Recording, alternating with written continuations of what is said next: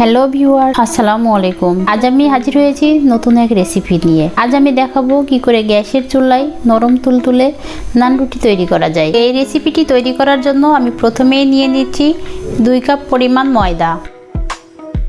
এর সঙ্গে দিয়ে দিলাম হাফ চামচ লবণ ও হাফ চামচ পরিমাণ ইস্ট, আর দিলাম 1 চামচ সয়াবিন তেল আর 1 চামচ ঘি।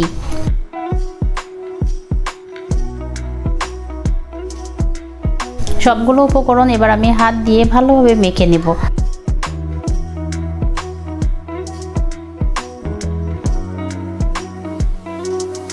এতে দিয়ে দিলাম 1 চামচ পরিমাণ চিনি। এবার আমি এটাকে হালকা গরম পানি দিয়ে ভালো মতো মেখে নেব। পানিটা অল্প অল্প করে দিব যেন গ্লোটা আমার একদম নরম না হয়ে যায়। এরকম করে অল্প অল্প পানি দিয়ে আমি হাত দিয়ে সুন্দর মতো এটাকে মেখে নেব। এরকম বেশি শক্তও না নরমও না, এরকম একটা গ্লো আমি তৈরি করে নিলাম।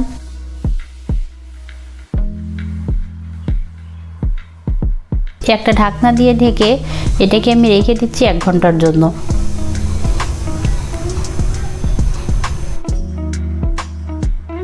এক ঘন্টা পর দেখছি এটা একদম ফুলে ডাবল হয়ে গেছে।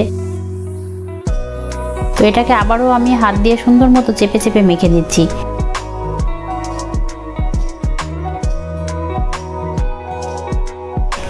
এবার গ্লোটাকে আমি রুটি তৈরির জন্য 3 ভাগে ভাগ করে নিলাম।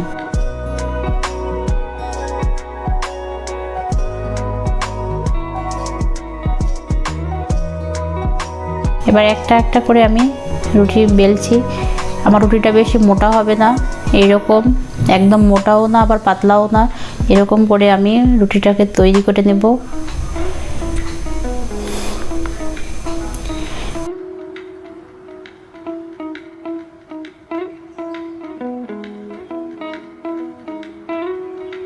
এবার চুলায় একটি প্যান বসিয়ে দিয়ে প্যানটাকে গরম করে নিলাম। এবার এতে দিয়ে দিলাম বেলে রাখা একটা রুটি। এই সময় চুলার আঁচটা আমি হালকা থেকে মাঝারির মাঝামাঝি রাখবো। তারপর আস্তে আস্তে এটাকে সেঁকে নেব।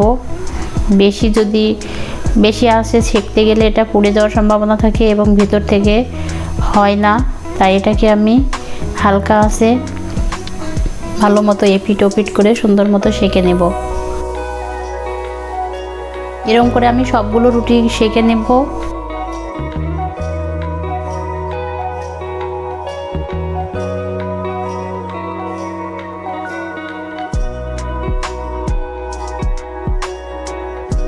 এই রুটিটা শক্ত হয়ে যাবে না, রুটিটা একদম নরম থাকবে। এটা গরম গরম চিকেন ফ্রাইয়ের সঙ্গে খেতে খুবই মজা লাগে।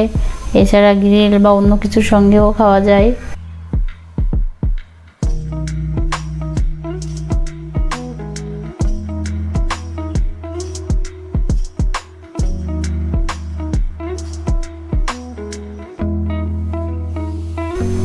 তো হয়ে গেল আমার সবগুলো রুটি সেঁকে নেওয়া।